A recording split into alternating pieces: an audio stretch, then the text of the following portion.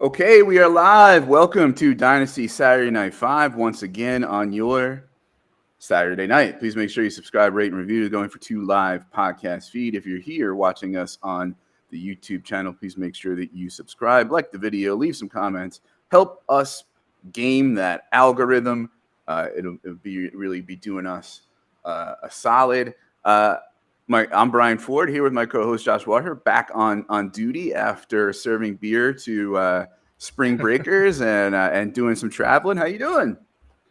Doing great. I got to go to the Braves game last weekend, so that was good, as amongst many other things I had to do on Saturday. So that's fun. Yeah, I'm really happy to be back and hopefully to be here for a good stretch of episodes as we finish up rookie mock drafts. Yeah, we missed you. We missed you. And we have our second ever guest tonight from the Venerable Football Guys umbrella, Zareh Katsabadian. Welcome. Second ever. I didn't know that. Thank you for having me. This is quite the honorary guest spot, I guess. So thank you very much. I'm happy to be here and talk about football as always. Yes, you're going in the storied annals of Dynasty Saturday Night 5. I don't know what you're doing here, slumming with us, but here we are on a Saturday night. Well, really, we just didn't want to put a ton of pressure on you, letting you know that. So, this is a big deal. So, Zareh, why don't you tell the people where they can find you and your work and all the plugs that you need to get out there? Yeah, so I'm just primarily at one place as far as fantasy football goes. I'm at footballguys.com. I am a Dynasty contributor over there. Joe reached out to me like about a year ago, pretty much to the day, and asked me if I wanted to come do Dynasty. And I hope he's not watching, but when he asked me, he's like, "You want to do Dynasty?" And I wasn't even like Dynasty savvy, and I'm like light years ahead from where I was. I was like, "Yeah, sure, yeah, fine, I'll do it. Yeah, I'll come on and do it." So here I am now as a Dynasty contributor. I had no idea what I was doing as a Dynasty guy. I knew like this much about Dynasty, but I'm there now. I know a lot more. I'm building profiles. I know how to. I'm way better. So if you need advice, feel free to come and reach out to me. And I'm also on Twitter at the handle that you see below my face, ZCantsFF. All right. Thanks so much. We really appreciate you being here. So for those of you who don't remember, or it's your first time watching Dynasty Saturday Night 5, we do lists of 5 as just a fun vehicle as a way into the Dynasty topic that we want to talk about tonight, because it's Saturday night. So why not have fun? Speaking of fun, you can be the winner of our logo design contest and design our new logo if you send a 16:9 ratio JPEG to my DMs at ffjunkie_ on Twitter. And we've extended the deadline. We'll be announcing a winner sometime in the summer, this off season. Please make sure that you note that and send over the DM of your graphic skills that Josh and I sure don't have. That's for sure. So tonight we're going to talk about veteran winners and losers post NFL draft. So a lot of folks were watching the NFL draft, and whether it was a quarterback who got weapons or didn't, or whether it was a running back who got competition or didn't, or whatever the case may be, there was impact on the veterans, not just on our rookie analysis. So before we get kicking off with the list, I'll start with Josh. When it comes to like identifying winners and losers for this episode, how did you do it? I tried to keep it simple, and basically for the losers, I looked at some guys who might be aging, their late 20s, maybe on the tail end of their careers, and they drafted someone younger, and most of the time better, in both my examples at least, they're younger and better than them already, at least in my opinion, before they've even played. As far as winners go, it's just people that you hoped would keep their job, and it looks like the team has faith in them by not going out and drafting that position.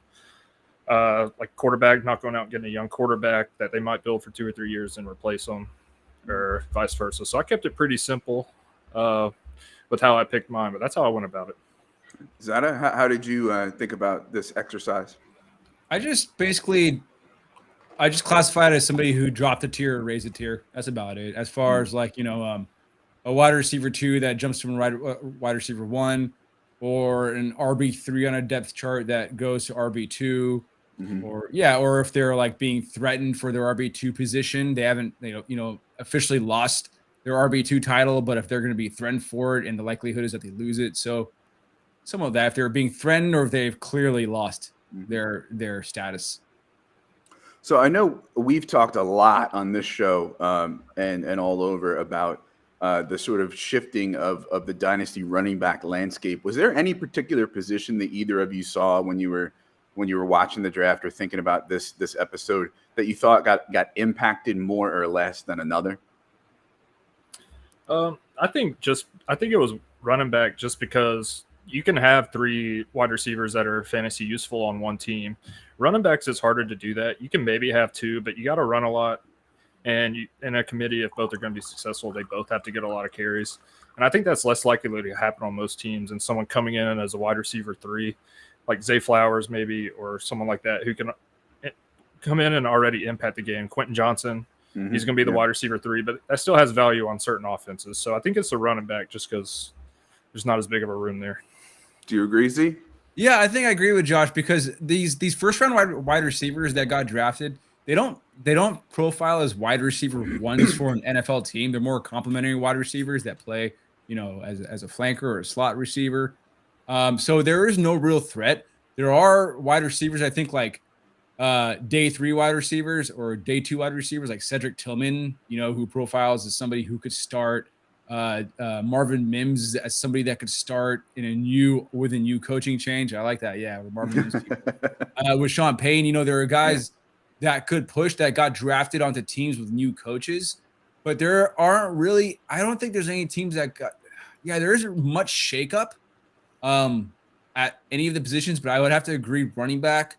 Definitely with Charbonnet going, with Kenneth Walker. Even like later picks, Chris Rodriguez going to Washington, like in the 7th or 6th round. Zach Evans going to the LA Rams. Yep. There were a few other ones. I'm sure, like I can't name off the top of my head, but definitely the running back position became a little bit more obscure.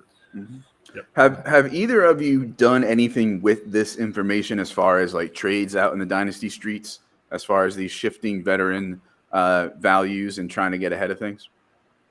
I haven't really made any big trades for any rookies just yet. I mean, as far as draft picks goes and rookie drafts, I have kind of structured my drafts where I am going for day 2 wide receivers, day 1 wide receivers in the first 2 rounds of my drafts, and then I'm going for running backs in day 3, in round 3, round 4.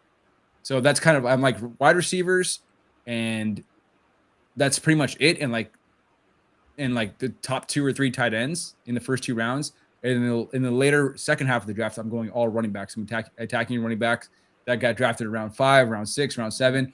And I'm just taking darts at all these guys I like, and I'm sticking them on taxi squads, and that's how I'm approaching the running back position. So that's what I'm doing with rookies this year. Right. Josh, any trades based on veteran impacts? No, not trades. It's more realizations. Guys like in teams where I have like Kamara, Joe Mixon, some of these other guys, I kind of just realized I'm kind of just stuck with them for now until they show that they can be fantasy relevant again. I think things I was wanting to do, I'm just going to kind of have to wait. So I'm just waiting it easy. I'm trying to get my rookie drafts done, but it did shift how I drafted. I thought I'd be taking a running back almost every single draft second round.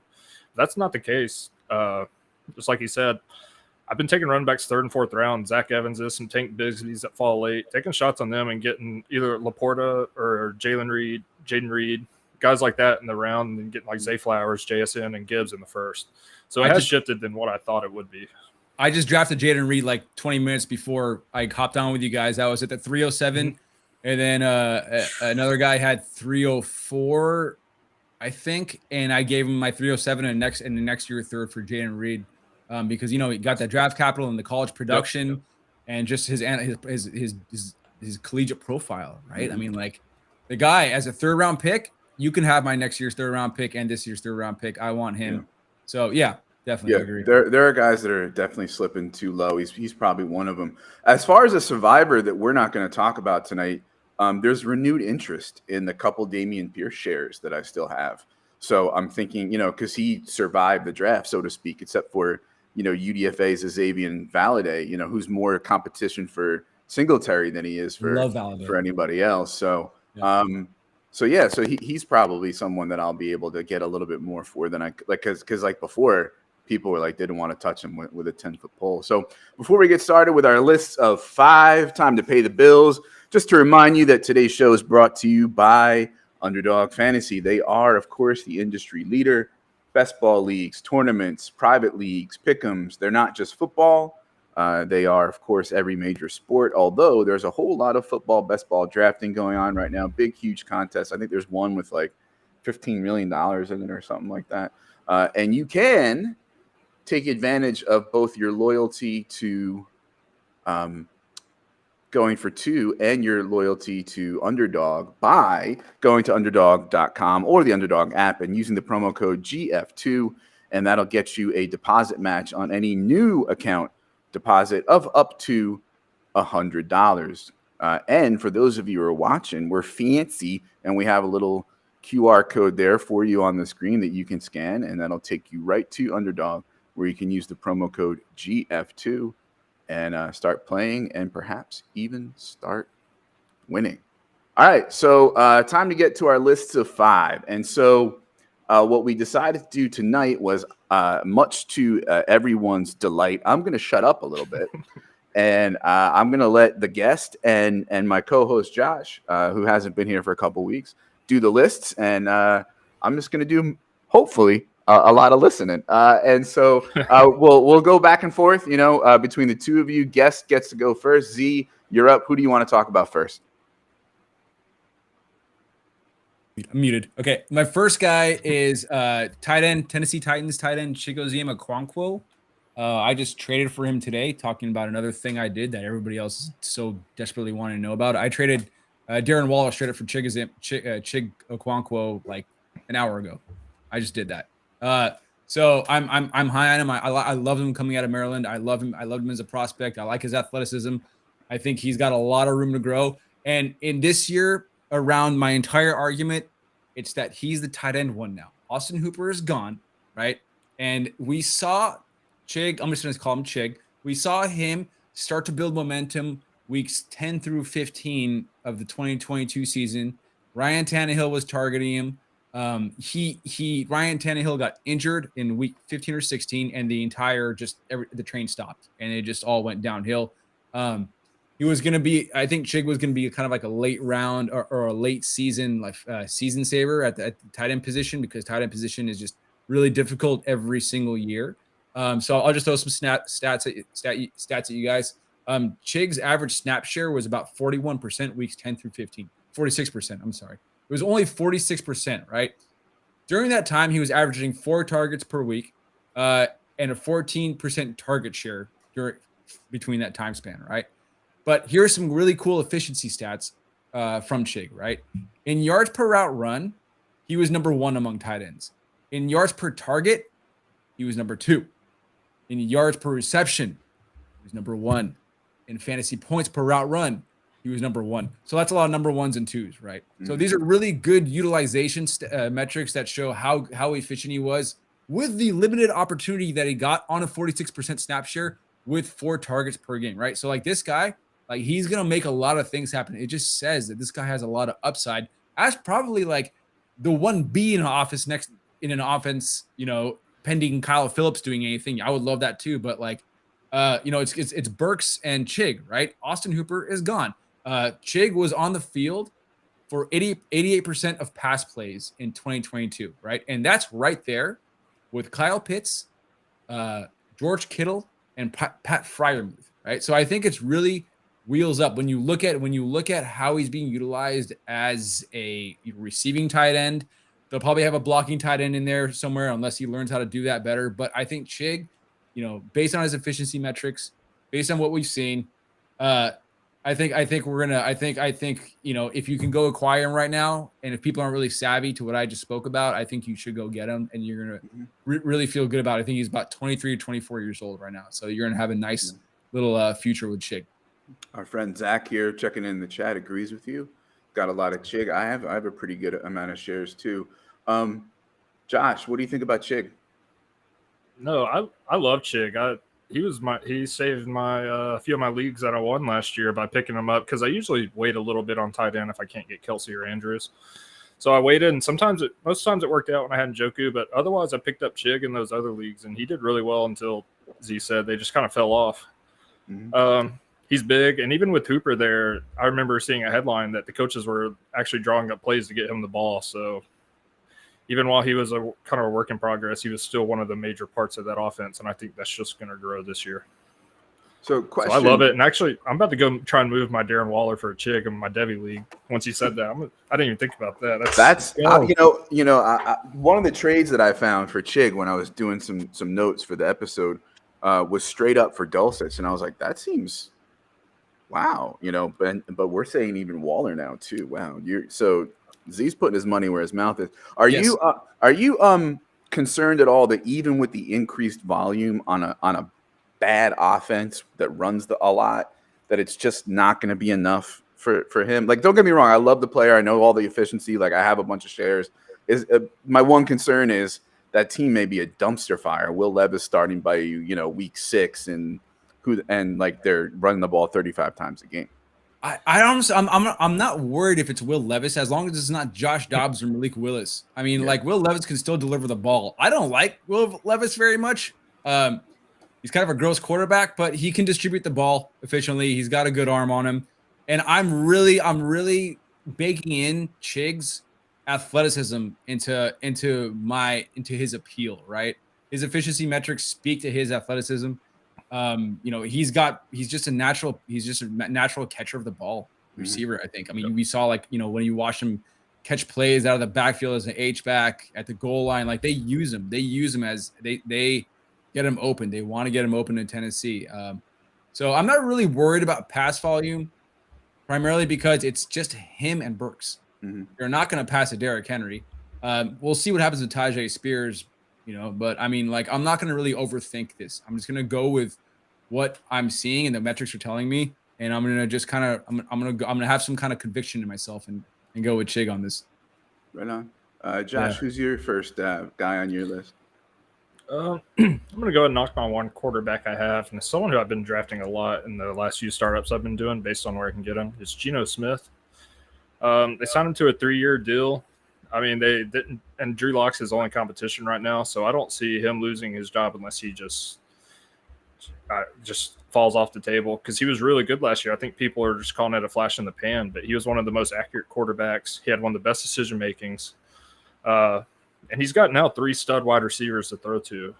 And he's got 2 good running backs. They drafted a few offensive linemen in the 4th and 5th round. They got one of the better 1-2 punches as far as young running backs go. So, I mean, where you can get him, I'm drafting a lot of Geno Smith right now, knowing I can get at least 3 years out of him on a good team, or at least a good offense. I don't know about the team, but at least on a good offense for fantasy. Yeah, with Geno, it's interesting. I think how like in startups, I try to grab like 2 of like the top 10 to 12, 14 quarterbacks. Otherwise, and if I can't, like I'll get my second one a little later. And Geno wound up being a lot. But when I look at like second half of the season, Geno, I get a little worried. Like I also get a little worried. Like, was he a 1-year wonder, right? Like the Jets destroyed him, and now like he's getting this 1 year like late in his career. I mean, obviously a winner, as you say, right? They didn't draft Richardson. They didn't draft Hooker, right? Like they got him JSN and Charb and improved the defense and offensive line. Are you worried at all, like that maybe we're putting a lot of faith in that 1 year that he had late in his career? In real life, yeah. In fantasy, not so much. Just where I'm getting like 8th, 9th round sometimes, almost 10th round at times in startups for Superflex. So where I'm getting him there, I try and at that point get another quarterback in the 12th or 13th, like a Mac Jones, a Desmond Ridder. So if it doesn't happen, I try and get a backup that is still starting just in case. But I'm not as worried about it for fantasy, the fact that he has 3 really good wide receivers to throw the ball to. Yeah. Zada, what do you think? I think Josh is on the right. He's on the right train of mind. I think this is kind of comes back to like, let's not overthink it. Like he's got JSN, Tyler Lockett, and DK Metcalf. I'm not really gonna overthink that with those weapons. Mm-hmm. I don't think Zach Charbonnet is gonna really reduce the pass rate. I think Zach Charbonnet. I honestly think like I like Charbonnet a lot, and I don't mean to go off on a side tangent. Interesting fact about Zach Charbonnet. Zach Charbonnet is the earliest running back drafted at UCLA since Maurice Jones-Drew in 2006. And Zach Charbonnet even has even earlier draft capital than Maurice Jones-Drew does, right? And there's, I think, running backs that come out of there were Paul Perkins, Joshua Kelly, and a few other guys, and none of them did anything. So Zach Charbonnet is another UCLA experiment. So we'll see what happens with him. We'll see what happens with Zach Charbonnet. Kenneth Walker, in college, he had a missed forced tackles rate at 30%, which is astronomical rate. I still like Kenneth Walker a lot. I loved him as a prospect. I know there's been a lot of pooping on him and dumping on him recently, but anyways, going back to Geno Smith. I'm so sorry. I go on tangents. Going back to Geno Smith. I just traded for Geno Smith. In a Devy league as a QB2. I traded for him with Calvin Ridley, and I gave John Mechie and Calvin Ridley. So I gave John Mechie, who I like, but I just don't know what's going to happen with him. And his profile wasn't too promising for me. His rookie profile wasn't too promising for me. He kind of profiled as a career wide receiver too. But in Calvin Ridley, who I think I overpaid on the trade a little bit. Calvin Ridley is kind of like 27, 20 years old right now. And I just wanted to kind of offload him for some value. And Geno Smith seemed like the perfect guy to do it with in a very renewed, very good-looking offense heading into the 2023 season. Whether it's based on rankings, calculators, and real-life trades that I've found, he's being valued roughly between the 110 and the 202. Like, I'll give you the 202 for a starting quarterback in a super flex, what I mean? But as far as his ADP goes in his startup, toward the end of the 7th round, after Jordan Love. Like, I don't understand that. No. Yeah. I don't what if you could rationalize that, what would be the logic behind? And you said in what drafts are these? It's a startup ADP. So this is a website, Bulletproof, that has a rolling ADP update that they pull from sleeper startups, right? The DLF ADP is quarterback 24 between Pickett and Levis, and the Bulletproof ADP is quarterback 23 between Love and Carr. I think this is just kind of like a case of ageism. That's all it is. They're just like, we want the younger quarterback. Yeah. I'm not that worried about him falling off a cliff because I wrote an article about him back in week 6. And at that time he was first in rating by a good bit, 4th in QBR, and he was on target percentage and bad throw percentage were all low. And I don't think those are like luck stats where he's just getting lucky out there, like making bad throws but getting lucky with it. I think he's actually making good decisions and good throws. So. Yeah. But I have to get mad at Zareh here for a second for besmirching the good name of my childhood running back, Freeman McNeil of the New York Jets, also a UCLA product. And dude, who? You forgot. Freeman McNeil, number 24, New York Jets, 1980s. Like, come on. This is me when I go on baseball rants. What did I say that even like hinted towards McNeil? What did I say? No, I'm saying you left him out of the long legacy of good UCLA running backs. Freeman McNeil. I'm getting back to 2006. I have no idea. Dude, wow. That's a little nugget right there, Brian. Yeah, that's a nugget. Yeah. I grew up when I was a kid. Unfortunately, when I was a kid, I was a Jets fan, and so yeah, that's like my era. That's the 80s. All right, I guess Zareh, you're next. Who's next on your list that you want to talk about? Next on my list is Pierre Strong, and it's kind of like Chig. I'm like hot on. I'm like flaming hot on with Pierre Strong. I'm warm on, but he's a clear winner. The Patriots, I don't know how they managed to. I bet they were like white knuckling it, not drafting a running back the entire NFL draft. They're like, please, let me just draft one. They didn't draft a single running back. I was not seeing that coming. Well, that's because Belichick's dog wasn't doing the buttons this time. Right? Dude, that's funny. So Ramondre Stevenson saw a massive, sharp rise in value, as he should. I love Ramondre.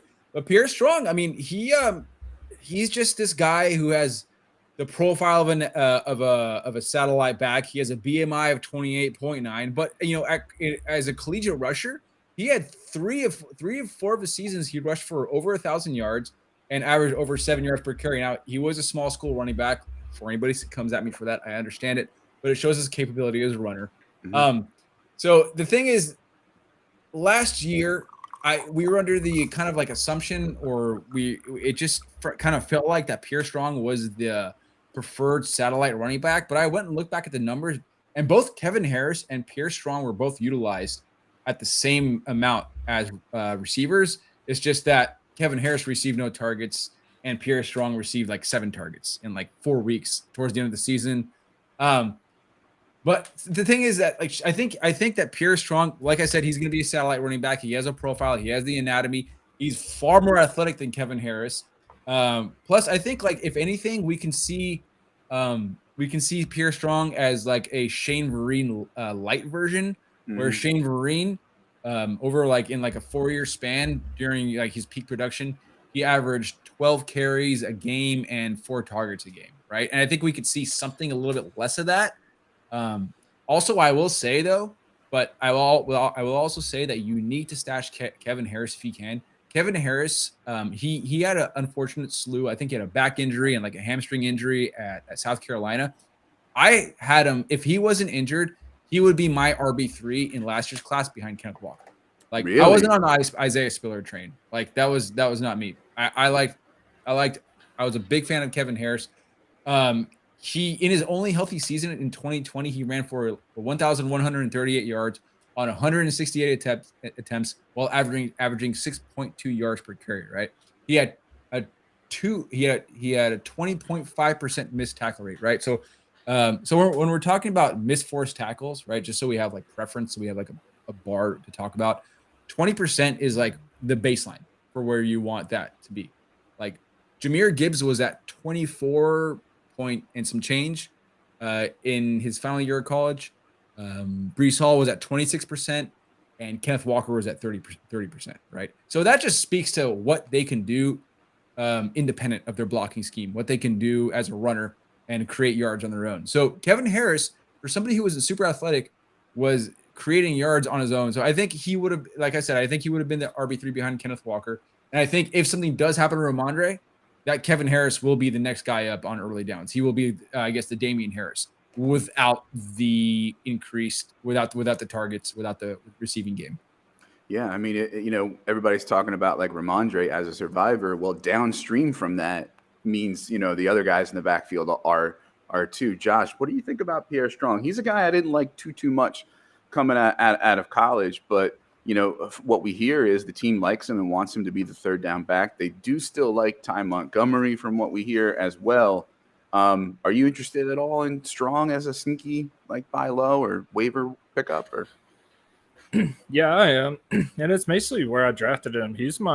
I think him and Tristan Ebner are 2 of my most rostered running backs. Just because I've been getting them late, I didn't like some of the other names, and I saw the chance for playing time there. And I mean, I'm not going to add any context to this because it's not needed, but he averaged 10 yards a carry and had a touchdown every 10 carries. So, I mean, that's all you need to know about Pierre Strong. You don't need any other context to those stats. So, it's hard to say no to that. Right. So, no, I like him. Zada, do you think he'll have the role? Like, do you think he'll be essentially maybe not a straight comp, but like the James White, for the Pats this year, or is a guy like Ty Montgomery going to eat into that? And like Ramondre does catch passes, and Kevin Harris is there more as like the 2-down guy, and Robinson's there to compete with the young guys. Like, are you worried at all, like as far as Strong's role? I know you said you're warm, you're not hot on him, so it's not like you're saying to the moon. But do you have any concerns about like the size of the role? Yeah, definitely. And I think Ramondre is still going to get his. I mean, the funny thing is that, so like if you look at Bill O'Brien as the offensive coordinator for Alabama last year, like Jahmyr Gibbs was the leading receiver for the team. Like, he didn't lead them in yards, but he led the team in receptions, right? And we saw what Ramondre Stevenson did last year without Bill O'Brien. And Bill O'Brien, he's obviously going to scheme up his running back to be, especially with those wide receivers with like Juju and Tyquan Thornton and Devontae Parker. Am I missing his NBA? Like Kendrick Bourne, Keyshawn Boutte. Kendrick Bourne, like what? It's like Alabama all over again. Like it's probably worse than Alabama. Like, so I mean, Ramondre is still going to be the guy. Like, don't think I'm saying fade Ramondre in any kind of way. Absolutely not. Right. But I think we, as far as like the New England backfield and the nature of a running back by committee, what we've known, I'm not going to start the tradition of there being saying that there's going to be a workhorse in that backfield. Sure. So Tad Montgomery, sure. I mean, he could eat into it a little bit, but the good thing about Pierre Strong is he doesn't cost you anything. You can get him for like a 5th round, 4th round pick, and you might as well just jump that. Yeah. Speaking to that, in DLF ADP, startup ADP, he's going as running back 81 between Chase Edmonds and Chris Evans. Yeah, you're going to want Pierre Strong. Right. Yeah. That's why I've been drafting a lot of them, because the guys around him, I don't really see a path to playing time without 3 injuries happening. With him, you could see it happening with an injury to Montgomery. He could slide into that. Earlier today, in the trade finder for DLF, somebody traded Algier straight up for him. Which is kind of interesting, right? Like, I don't like that. I feel that's like a little rich for me. Yeah, that's a little overpaid. I think I would rather keep Algier, right? Yeah. But the other trade I found the day before, 309. You gonna throw the 309 out there for Strong, or you prefer a 4th? I think it's a bit too much for Strong.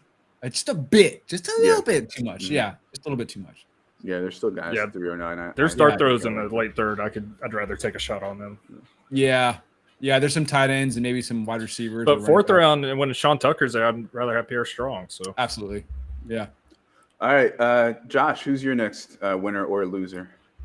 My next winner is one of my favorite running backs, and especially now, Tony Pollard. So basically, you got Zeke very unlikely to return. That's going to thrust Pollard into the lead role. His real only competition is Malik Davis and Ronald Jones. I do like Malik Davis a little bit, but Ronald Jones has been almost cut from every team he's been on, so I'm not really worried about him. So he's definitely going to get plenty of touches. He already finished RB8, and that was with Zeke eating into his touches and a lot of his red zone opportunities. And I mean, if he's healthy, I think he could be a top 5 fantasy running back in that offense.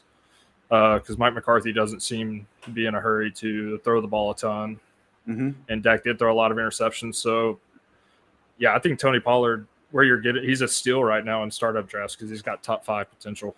Yeah, for sure. Definitely. And when people talk about survived the draft, right, Pollard was one of those names. Z, what do you think about Pollard? Man, yeah, absolutely. Pollard, I think, everybody wanted to see Pollard take the reins 2 years ago. We had to endure 2 years of mid to subpar Zeke. It was brutal to watch. It just didn't even look good for the offense. The offense was all shiny and pretty. They had great weapons, and they gave the ball to Zeke. And you're like, oh, dude, no one wants to watch this. No one wants to see this. It's just a shame that it took. Pollard's 26 years old, so it took this long. But Pollard was one of the most. I think he was one of the most efficient backs. He was with the ball in his hand. He made it insane. He made so much out of his opportunities. I'm all aboard Pollard. Josh, one of the things that we've talked about with Pollard is he can be a 1A, but with a certain amount of touches and a certain kind of touches, I don't know that, he's got that, a lot of between the tackles type running to him. And Zeke was a really good pass blocker. If, for example, I don't know, are you worried about it at the workload? Are you worried about if the team brought in someone like Leonard Fournette? Yeah, if the team brings in Leonard Fournette, maybe a little bit, but I'm still going to draft him where he's going, because I think I don't think he needs 15 to 20 touches a game to be really good at fantasy. We saw that with Zeke there. He just needs 12 carries, a few goal line opportunities, and then to catch a good bit of passes. I think he's still got a chance to be top 5, even if – bringing in Fournette would definitely solidify to me that he's probably not going to get a ton of goal line carries, and you do have to bake that into to your rankings and stuff. But it would a little bit, but I'd still draft him where he's going. Pollard or the 108? I'll take Pollard. Z, Pollard or the 108? Give me Pollard. Yeah. Interesting fact about Pollard is that he is a lighter BMI than Jahmyr Gibbs, yet everybody's worried about Jahmyr Gibbs' BMI, which is interesting. Yeah. Yeah. But like you said, Brian, he's got it. He's not a Zeke type running back. He's a different breed. Yeah. Yeah. So seeing him go in startups around Javonte, Ramondre, and Nick Chubb. I'd like Ramondre maybe a hair better, but I'll take him over the other guys. Yeah, absolutely. That's exactly how I have him as well. Yeah. All right. Josh, last one. Pollard or Najee?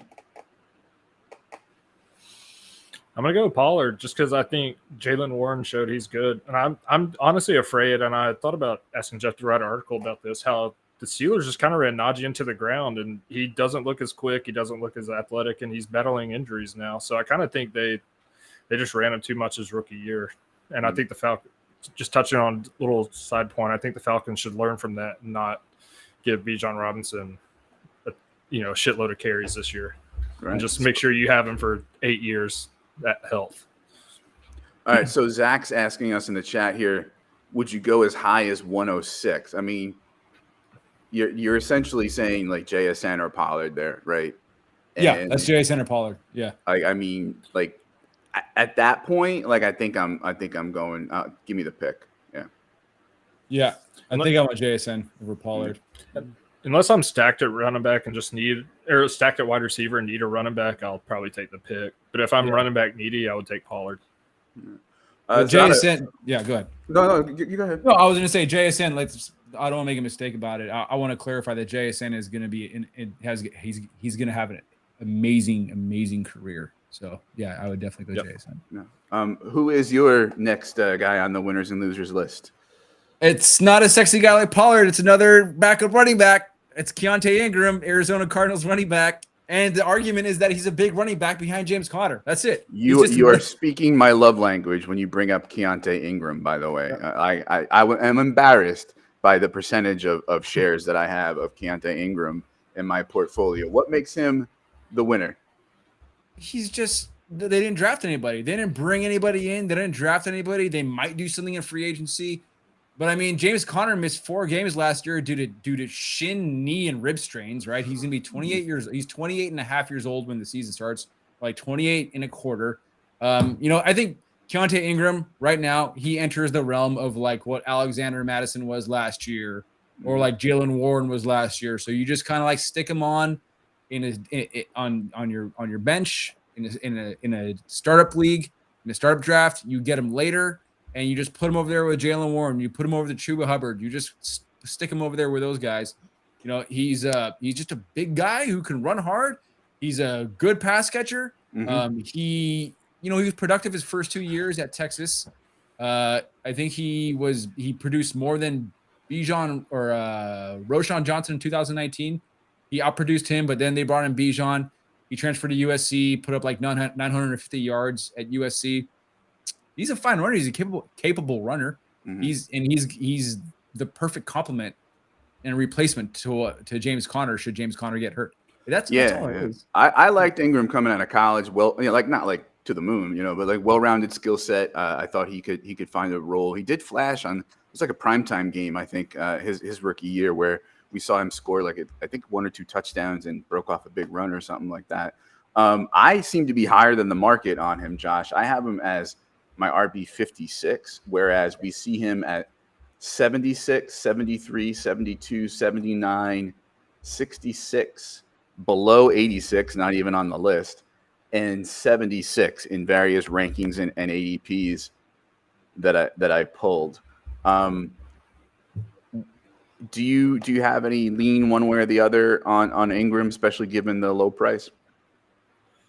Yeah, I think it's definitely he's one of the better handcuffs. Like you said, James Conner has been hurt a lot. When he's in there, he's really good. I really like James Conner, but he is more than likely, if I was betting money, he's going to miss some games this year. I don't know how many, but that could just give Keontae Ingram the touches he needs to really prove that they can move on from James Conner and let him at least get a good share.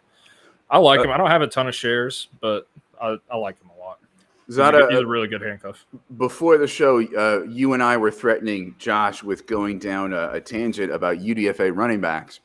Amari DiMercato is a UDFA that the Arizona Cardinals signed out of TCU, 5'9", 215, kind of like an Ingram in the sense that he's got third down potential, maybe not quite as big and powerful. Are we threatened by that UDFA running back when it comes to Ingram? He's a guy I've been trying to scoop up in like the 5th round or like after drafts. So kind of I don't know. I'm so sorry to say I have no familiarity with Amari's production. I don't know where he's from. I can't tell you if I'm threatened by him or not. Okay. I don't know. Amari D Marcado, you said.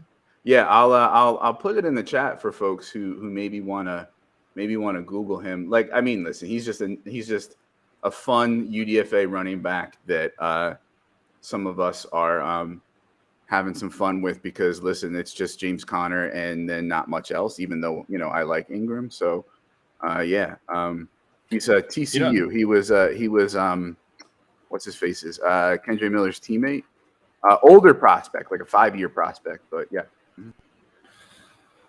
So I'm realizing now why I didn't draft Keontae Ingram was because they had Darrell Williams, and Darrell Williams won me some leagues with the Chiefs when he caught a bunch of passes and looked like a wide receiver out there. So I think I was buying late Darrell Williams more so, but yeah, he's not there. So Josh, who's your next guy on the list, winner or loser?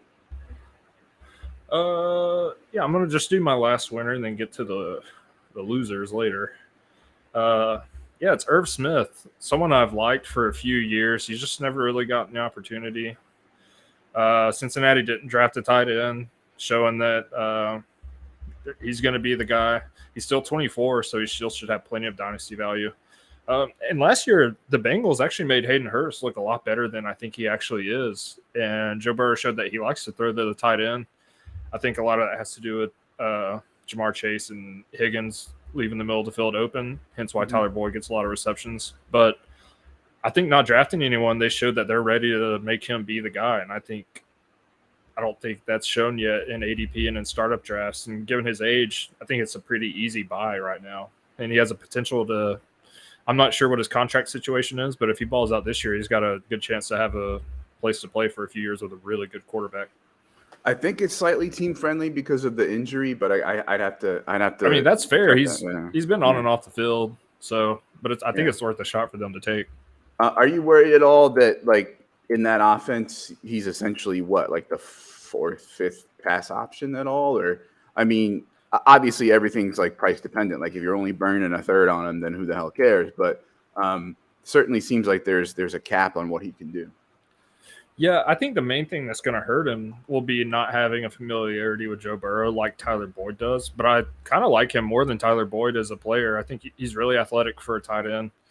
And I think he has the opportunity to step in as a third option. That might have to take a little while because I think he's got to get familiar with Joe Burrow. And Tyler Boyd's been playing with him since he came into the league. So I think that might be the only thing holding him back as opposed to ability. 1 year, $1.75 million, looks like only $400K guaranteed, if I'm reading that right. So, yeah, we'll see. That's a great deal for them. Yeah. Zareh, what do you think about Irv this year? I'm not very enthusiastic on Irv just because it's really hard to get we saw it was difficult enough to make Tyler Boyd relevant in that offense last year. Irv Smith I think is fine as far as fantasy and like acquiring him. He's fine. Like he's cheap as hell right now. You can get him and hopefully he works out, as a back end tight end 12. Due to touchdown production. We know his athleticism. He's in an amazing offense right now, one of the best offenses in the league. So the pieces fit, everything feels good. So there's no harm in rostering him, and if it works out, you can sell him or you can keep him, and he'll be playing with. And if the Bengals like him, they'll just extend him, and you'll have this amazing tight end that you got for nothing, and he'll be like on a 4-year contract with Joe Burrow on your dynasty team. It's just like these are great bargain guys we're talking about right now that can really prop up your dynasty team and make it a beast in a couple of years, a year or two. And if you're looking to, I'm sorry, go ahead. I was going to say I should have clarified. I'm not drafting him, and I don't advise drafting him as your tight end 1 or even tight end 2. You can get him as a tight end 3. Like he's my 3rd string tight end technically in a lot of leagues. And if anything, if you have better tight ends, if he has a few good games, you can sell him for a lot more than you paid for him, as cheap as he's going. So I should have clarified on that. Yeah, he's going like in the late 20s as far as tight ends go, even as far down as like the 30s. Like so, yeah. We're not talking anything expensive. And if you're a team who would like points this year, right, and you're sitting there with like a mid-third, a late third, right, and you're saying, okay, well, I could take a dart throw on whoever, right? Brenton Strange, right? Or I could, kick this pick over to the Irv manager who may who may want the youth, on their team, and then I use Irv plus Christian Kirk for Michael Pittman. I think I'd take Irv Kirk. I think I go Irv Kirk. Honestly, it's almost like an even. Yeah, it's almost like an even split. Mm-hmm. It's close, but I lean Pittman a little bit. I've been pretty high on Pittman. It's come to burn me a year or two, but I still think the ability's there, and he's still pretty young. So it's very close. That's a pretty good deal both ways, depending on your team need. So. All right. Interestingly enough, both of our experts tonight did their winners at first, and the next part of the show will all be losers. And speaking of losers, Jamie checking in the chat that he fell asleep and missed most of our show. We are, of course, mad that you did that, Jamie. You can do it all again. For that, Jamie, you're going to be penalized from the top. You're going to be penalized 10% of your Roshan shares, which we all know would amount to 400 Roshan shares, just that 10% alone. All right. So he's a big Roshan guy. Zareh, you're next loser. Yeah, unfortunately, it's Darnell Mooney. I think it's over. As long as he's on the Bears, there's just nothing really there for him. He's like a back-end wide receiver 3. Pass volume isn't going to be high this year. If it is, shame on me. I really don't believe it's going to be too high this year. We were just talking about Roshan Johnson. They're going to run the hell out of the ball with Deontay Foreman and Khalil Herbert. DJ Moore, I'm not even high on and I just don't know what to do with Darnell Mooney as far as, outside of like a best ball play on some weeks in a matchup, in a matchup friendly week. I just don't know what the Darnell Mooney. It's a shame because he's still young. He's a good wide receiver, but it's just, you're not going to get value for him right now if you try to trade him. You might get a second round pick for him, a back end second. Maybe, probably not though. And it's just a sad state of affairs for Darnell Mooney. He's a big time loser this year. And it's just not right. So. Josh, Mooney's a guy that I've been was getting a late first for, not too long ago, and the hope that he would step up and be that wide receiver one and get with targets on the Bears. And then, and here we are, how the mighty have fallen.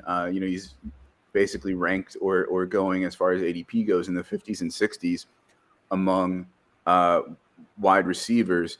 But Mooney's a free agent after this year, right? Is he somebody that you might try to sneaky buy, hoping that he has better luck on a new team? Yeah, and I've really upped my startups. I did about 8 since the season ended, and I've drafted him in about 4.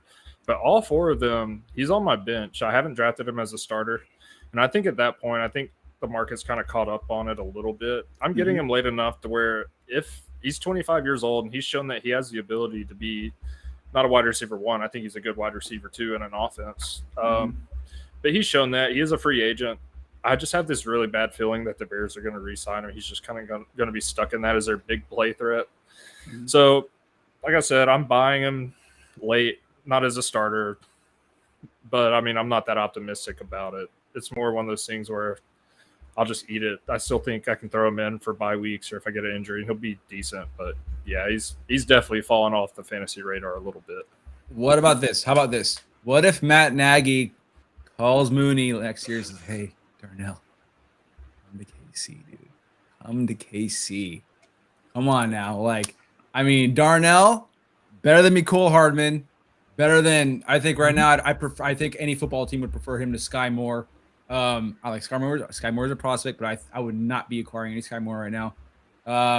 He's a different type of the receiver than Rashee Rice. I would love that. That's all I'm saying. Yeah. That's the upside play for me right there.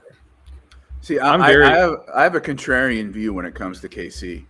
I don't think that's a good landing spot because then he just becomes one of 400 wide receivers not named Travis Kelce who are wildly unpredictable week to week. But Kelce's gonna be he's 35 years old. He's 34, 35 years. It's got to be over soon. The sun is going down, big guy. There'll be no gray season in a few years. What's that? It'll be Noah Gray season in a few years. There you go. You're right. I know. Like, he's gonna be inducted into the Hall of Fame while he's still in the Chiefs. Like, you got to retire. Like, come on. I think I'm very anti Matt Nagy, but the fact that Andy Reid's there and Patrick Mahomes there, if that happened, I would be happy because I think he's better than Juju. I think he's better than MVS. I think he's better than Sky Moore. So I think he'd be the best wide receiver they've seen in a little while. What does that offense even look like without Travis Kelce? Right? Like, can anybody, like, what can somebody present that to me? What's that going to look like when they don't have this massive athletic tight end to hyper focus on, who gets open regardless of pass to Pacheco or run it with Pacheco? That'll be great. Trust me. I got a whole thing with Pacheco. I got so much hate the other day for a Pacheco take I had. Just holy moly! But yeah, was it a positive or a negative take? It was a negative take. Good.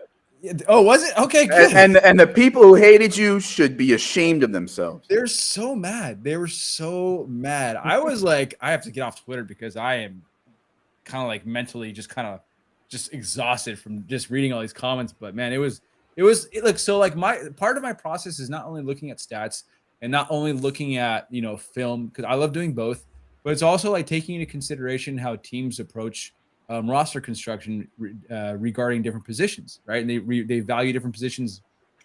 Each team values a position differently. Like we see the Chiefs, like they value wide receivers completely differently because they have Kelce to rely on and they have Patrick Mahomes, right? Like we saw in 2020 that they drafted CEH with a first round pick, and that blew up in their faces. That was a massive sunk cost, right? 2 or 3 years later, they go to the 7th round. They flip the script. They say, okay, no more running backs in the first 2, 3, 4 rounds. We're going to get Isaiah Pacheco in the 7th round in 2022, right? And Isaiah Pacheco, right? Like he was a raw guy. He's a physical runner. He's not very elusive in the elusive metrics. He didn't work out too well. He had a high yards per carry of 4.9, but in my opinion, this is my very, very contrarian opinion. Yards per carry just does not tell the holistic picture of what a running back does and doesn't. There are other advanced metrics that tell what a running back can and can't do, right? That you see on the film, right? His 4.9 yards per carry were a result of really good run blocking and just very tough running, but there's other things he can't do yet. He's not a whole well-rounded running back, right? And the defense is being spread out and playing, 2 high safeties against KC, and that also helps, lighten the box and soften things for the running game. He's not good at breaking tackles. He just runs through people. That's basically it. Like, and he might run through one guy. That's all. He doesn't do anything special. And what I said was this, right? If you follow the logic of how the Chiefs are approaching the running back position, using a 7th round pick on Pacheco last year, this year they didn't spend any draft capital, right? And that's great, good. But he's still a 7th round running back. And they brought in Deneric Prince, UDFA, who was just there. We go, Deneric Prince, UDFA, who is just as productive as Pacheco was in college and had a higher yards per carry. I don't know his advanced metrics, but he's a very good running back, and he can threaten Pacheco. He can threaten Pacheco for the job. I don't know. That's all I said. And people lost their shit. And I was like, guys, if you think a 7th round draft capital is enough buffer from a UDFA who is just as good, if not better than Pacheco already, then I don't know what to tell you. All I'm saying is use your imagination. Tell yourself a story so you're not blindsided when it does happen to you. So you can at least stash Deneric Prince. So when it does happen, that's all I'm saying. People are saying, well, Isaiah Pacheco can get better. I know he can get better. Of course he can get better. But like, what's your process for knowing that he can get better? Besides telling yourself, yeah, he can get better. I'm just saying this is a possibility. That's all I'm saying. Yeah, I have Deneric Prince ranked above guys who were drafted in my post-draft tiers here. So, like, he's certainly a guy who's on my radar. Pacheco's funny, right? Because I went to Rutgers, and I know that Rutgers football is horrible. And he kind of suffered from being at Rutgers and them having a horrible offensive line. Size-speed combo, blows up at the combine, and I'm saying Pacheco's a sneaky sleeper. And then, he gets picked 7th round. I'm saying Pacheco's a sneaky sleeper. Now I'm saying people are way too over the moon about Pacheco. Sell him and get value while you can. All that play style did for him was get him multiple surgeries, right? That we just found out. So, and they, they use 700 running backs anyway. So like, So we have somebody who might be a neighbor of yours. Same guy who was talking about Deneric Prince.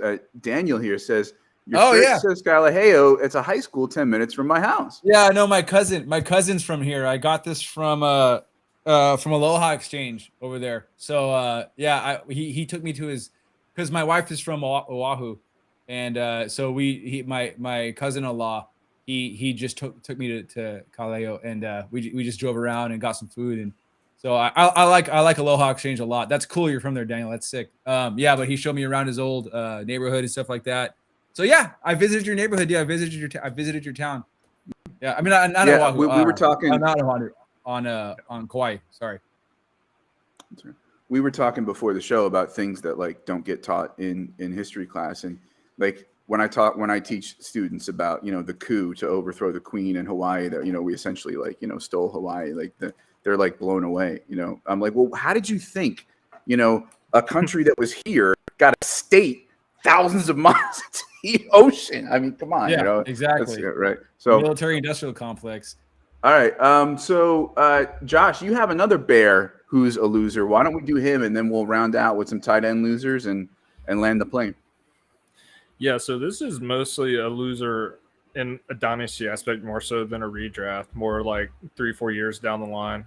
It's Dante Foreman. He signed on a 1-year contract, so he's pretty expendable. I think they were taking a chance on him. But then they went and drafted Roschon Johnson, who, if Jamie's still listening, is way high on him. I was also very high on him. And I think Roschon Johnson's pass blocking ability and just overall running ability, I think he's going to eventually eat into Foreman's carries. I think it's going to be a committee regardless, with Herbert being the 1A. And I think, like Z said earlier in the show, the 1B guys could move down to not even in the committee anymore and just kind of a handcuff for a committee back. And I think that could happen as the year goes on with Roschon and Dante Foreman. I do like him as a runner, but I think Roschon's pass blocking ability, and he's just not as good as Herbert. I think he's going to eventually get weeded out of that offense. And after this year, if he doesn't show to be a staple in this offense and have production, I'm not sure he's going to be like a Latavius Murray type player the rest of his career, where he just bounces around, gets like 6-7 carries on injuries. So I don't like his dynasty outlook as much as I do in redraft. For 1 year, he might be fine. But Zareh, thoughts on Foreman? Yeah, I mean, I think we've seen the pinnacle of his career arc, and as far as production goes, I think it's kind of like all downhill from here. Like, he's the 1B, Khalil Herbert's the 1A, and Roschon's like the 1B and a half. Like, it's just like they're all the ones to some degree. Yeah. Or I don't know, but it's the upside is gone, and it's just not great. Yeah, I'm not gonna call him quite the loser, maybe that some other folks are. Listen, I know drafting Roschon isn't great news, right? But I think if I'm looking at the way the Bears are gonna like use their running backs, right? I think Khalil Herbert's the main rusher. He's explosive and efficient, and I think Foreman is a guy that rotates in. I also think they're shifting to like different types of running because the NFL is using more gaps, so they're like sort of mixing the type of runners they have, and I think Roschon's going to mainly be, especially early on, a passing downs guy, pass blocking, receiving, third down kind of guy. So I think he's not really going to eat into Foreman maybe as much as people think. But I guess it all depends like on where the cycle, where in the cycle your team is and what you think you can get for Foreman or what you think you can buy him for. I saw on the Trade Finder, most recent trade with Foreman was Foreman plus Juwan Johnson for Tank Bigsby.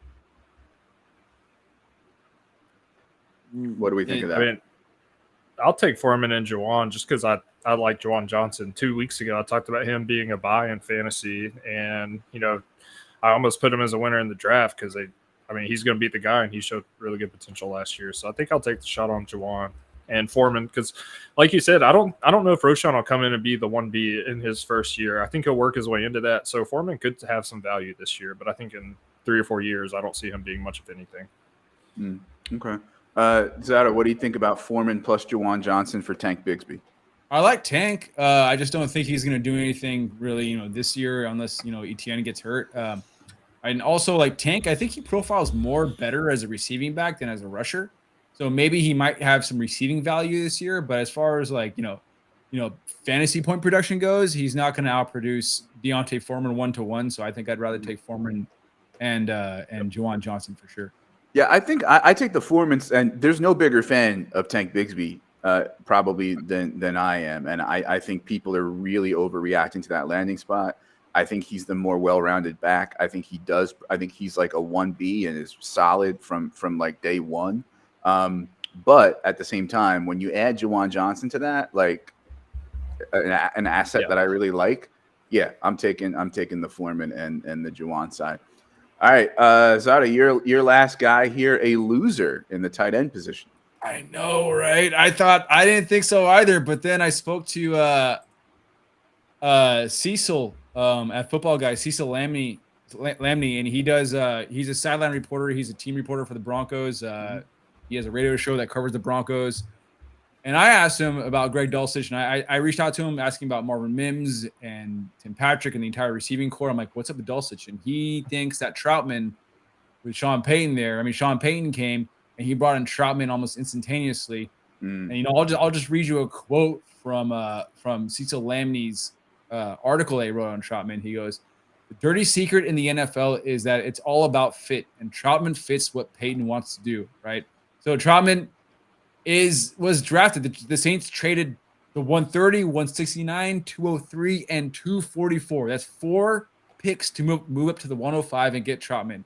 Sean Payton isn't done with Adam Troutman yet. He wants Adam Troutman to succeed.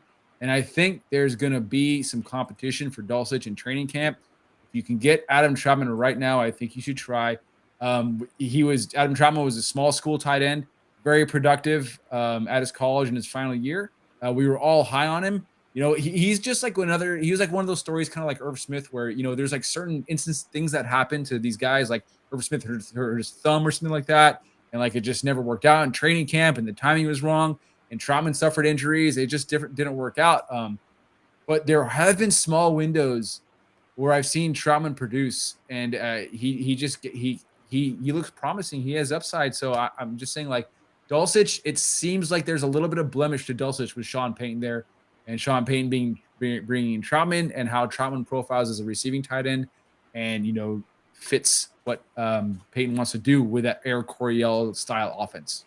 So this is more of a Troutman take than a Mims take or a coaching change take. Yeah. It has nothing to do with Mims or the receivers. Yeah. It's more so what Payton's infatuation with Troutman, bringing Troutman in, and just keep your ear to the ground. Yeah. Watch those Denver beat reports. If you have Dulcich, just pay close attention to that.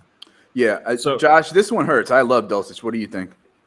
I have a question, and this is me not knowing as much about Troutman, because when I got into the Dynasty landscape, he was already kind of like we're talking about Alberto and Brevin Jordan, kind of an afterthought. What does Troutman bring that Dulcich doesn't, that Sean Payton likes so much? And this is just me not knowing as much about Troutman.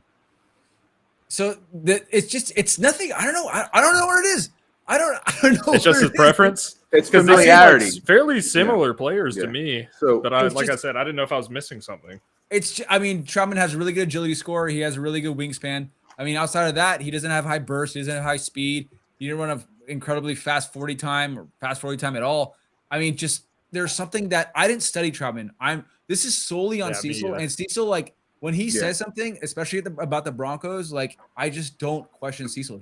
He's like right about stuff like 95% of the time.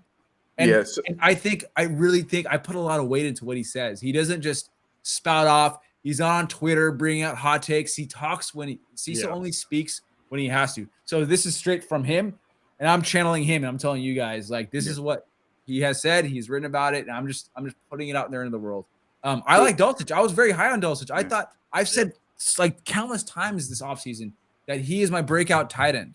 He's my 2023 breakout tight end. But then Troutman came, and then Cecil spoke, and I'm just like, shit. God damn it. Why do you have to say that? Yeah, Cecil spoke, and we act. For those of you who don't know, like, catch the Football Guys show called The Audible with Cecil and Sigmund Bloom. It's a great show. Yeah. Josh, you were going to say something. No, I was saying that's all I needed to know. I thought I was just missing something, but I mean, I'm going to go. Yeah. I think Troutman's probably on benches in a lot of my dynasty leagues. I remember just trying to trade some late picks for him. Dude, he's on waivers in a few leagues. I remember when he got drafted, folks were saying, listen, when Sean Payton spends a 3rd round pick on a rookie tight end and trades up to get him, we pay attention. And I was like a Troutman like supporter. I was just hoping, and he would flash and he would have these games, you know. And then Peyton left, and it was like he was like the forgotten guy. And then Peyton gets becomes coach in Denver. Troutman like very vocally requests specifically a trade to Denver, and Denver says, okay, I'll take him because Peyton wants him. So it's like one of those things where like I'm trying to tell people about Mims because, you know, Peyton traded up and made him his hand-picked like first pick of his regime. I love that's another reason to buy into the fact that Marvin Mims is my crush. But at the same time, he also went ahead and like hand selected, like, give me Troutman. I want Troutman back. So it can't be great for Dulcich, who I love. Really good route participation. You know, who knows if Sutton got moved? Tim Patrick is meh. KJ Hamler is meh. You know, but now with Troutman, it's like, you know, like it hurts because I love Dulcich. So he's like my tight end 9, but I'm gonna have to knock him down, I think now. So Dulcich or Chig. Chig, absolutely. I'll take Chig. Yeah. Wow. Okay. Yeah. I'm sorry, Z. You were gonna say something? Yeah, I would just say I wouldn't knock him down just yet. And also, just for the record, I don't want Dulcich to not be the guy. I want it to be Dulcich, but I can't. I have to let my bias go and adjust. You know, if I have to, I have to. Yeah, I'll let you guys know if I hear something. I don't know. All I know now, if Cecil took the time to write. If Father Cecil took the time to write an article about Adam Troutman in 2023, then there must be something to it, right? Who writes about Adam Troutman in 2023? I don't know. He must have some strong convictions on him. All right. And Josh, your last loser, which must be preceded by the fact that I find this a little ironic that you're calling him the loser when you're constantly throwing out bad takes about my love for Kincaid. So please go ahead.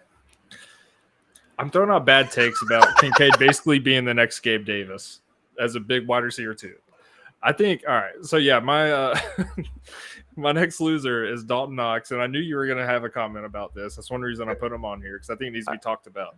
Yeah. So basically this one's simple. It comes down to Kincaid is coming in already better at football, in my opinion, than Dawson Knox. I mean, he was on one of the better offenses, one of the most pass-heavy offenses, and he still failed to be a tight end 1. He's basically touchdown or bust. And I think Kincaid holds a lot better upside, and especially in tight end premium. You know, I just don't like taking him at 109 over Zay Flowers. There's even up to 107, 108. That's my main issue, just on the assumption that he's going to be a big slot wide receiver. So that's really it. But I do really like him. I moved him up above Mayer, actually. So, Zada, leaving aside how wrong Josh is about Dalton Kincaid and picking him at the 109 or 110, what about the fact that like Kincaid and Knox? Listen, I'm not saying it's great for Knox, right? But they're different types of players or different types of tight ends, right? It's another mouth to feed, so to speak. But does it hurt, say, I don't know, Khalil Hips Don't Lie Shakir as a slot more than it hurts, you know, the inline tight end Knox? It does, because the coaching staff, you know, Aaron Cromer over there, those guys love 12-man personnel, right? So like I expect Dawson Knox and Kincaid to be on the field a lot, with Dawson Knox playing in line. Kincaid played 30% of his snaps last year from the slot. So he is comfortable with the slot. I'm not worried about him playing in the slot. I'm fine with him being like a hybrid number 2. I'm not expecting him to have a dynamic route tree. Gabe Davis is just going to be like some ancillary number 2 piece. It does hurt Khalil Shakir, but I do think that I do think Khalil Shakir will take slot duty, like actual slot duties. Like he will be the slot wide receiver. I just think that with Kincaid there now, they're gonna go more towards a 12-man personnel controlled style of offense where they don't want Josh Allen running the ball and scrambling more. They want to run the ball a lot more. They want Kincaid in there. They want Dawson Knox on the field a lot more blocking. and also like I think I took Kincaid today. I took Kincaid yesterday at 107 in a tight end premium league. I took him. Yeah, Josh. I took him at 107 in a tight end premium league. What was I took him over Addison. I took him over Zay Flowers, and I was just like, you know what? This was a great fit on a team that wants to run out a lot of tight ends. This guy was extremely productive in college. I'm not going to overthink it. He's very athletic. I mean, he didn't test athletically, but I mean, from the eye test, he looks athletic. So yeah, I don't think it hurts Shakir. This is why I think it hurts Knox, because they're both going to be on there. I mean, I just think he's going to get open a lot more than Knox, and I think Josh Allen's going to start to look for him more. And I think they do like to have a faster slot receiver, maybe not faster, but quicker, good at getting open, like they've had with Beasley and McKenzie. And I think they want to keep that aspect on there because Gabe Davis is only going to beat you deep. Stephon Diggs is, he can do everything, but I think they like to have another, actual slot guy on their team that just does that. And I think Shakir will do that. Yeah, I have Shakir rostered. I'm enthusiastic about Shakir. I hope it works out for Shakir. Yeah, I like him. Yeah, I like him more than I like Sky Moore. Like, Mm-hmm. Oh yeah, he showed flashes last year. Oh yeah, he did plenty. Yeah, it's gonna be interesting with that offense. I mean, they still have James Cook back there. What's gonna happen with James Cook? How are they gonna utilize him? They've got weapons. But as far as like Kincaid, again, I try not to overthink things when it comes to certain players on really good offenses who have been very productive in college. And especially in tight end premium formats, I'm just going to push the button and let's go. We'll see what happens. I can see it more in full point PP or tight end premium as opposed to half point tight end premium. I'd rather have Addison and Zay Flowers. But if it's a point or more for the tight end premium, then yeah, I could see it then. Okay. Yeah. Well, what we're going to do, Josh, is tomorrow we're going to record a side episode where we debate each other about Kincaid, and yeah, it's gonna be. I'm off tomorrow, so. All right. So yeah, Knox going pretty cheaply. He's a guy who was flirting with top 12 tight ends rankings a little while ago. Connected to Josh Allen. Josh Allen loves him. He scores TDs efficiency, et cetera, et cetera. Now he's in the 20s and early 30s as far as tight ends go. On May 10th, he was traded for the 306. So if you think there's some life to Knox on that offense still, despite Kincaid, you can certainly get him cheaply. So that just about does it for us with winners and losers. And we're the winners, of course, because Zareh came down a few rungs on the ladder and nope. Came down to our podcast. Man. Nope. Don't even. You have no idea. You have no idea what I've done. I know. I'm just busting chops.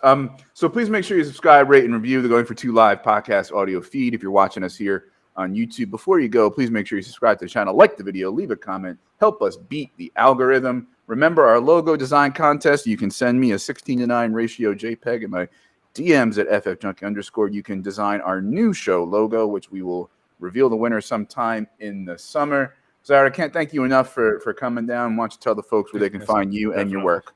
Yeah, I'm at Twitter at zcantsff, and you can find my Dynasty rankings and articles at footballguys.com. All right. And Josh, where can we find you and your work? Yeah, you can find me dunking on the Mets and Mets fans on Twitter at Rotonaut, ROTONAUT. I recently just made enemies with a lot of Toronto Blue Jays fans too, so whatever. But yeah, you can find me there. I'm gonna my rankings and future articles, hopefully for DFS next season, will be on goingfor2.com. Right on. You can find me on Twitter at ffjunkie_, goingfor2.com, rankings and articles. I'm gonna be putting out a four-parter on Dynasty running back landscape at some point this summer. I also caught on with RPOfootball.com for a little bit. Going to be doing some videos and articles for them. I just did my first ever YouTube short, a very no frills effort. Thank you on why Tank Bigsby is slipping and you should scoop him up. And also, of course, Dynasty Fever audio only podcast episodes drop on Thursdays at Dynasty Fever Pod. And remember, Going for Two and our entire family of content, not just a wide ranging website with DFS and Dynasty and redraft and other sports and all that jazz, but also pretty much a live show every night for you here on the YouTubes. And when you go to goingfor2.com, in the bottom right, there's that little purple thing to the Discord. Click on that. Free Discord. Hella channels. This show has its own channel. Lots of great conversation. We argue about trades. Tom Tipple comes in there to fade running backs and cause Jeff some consternation. We just have a great time in there. Scott Fishbowl season's coming around, and we had a huge, thing with mock drafts and a channel for each spot, in the draft and all that. So that's going to be coming up too. So make sure that you check out all things Going for Two. Josh, you ready? That's a wrap. Thanks for watching. Thanks for listening. And go Irish. And go Braves too. Why not? Right? Always, yeah. All right.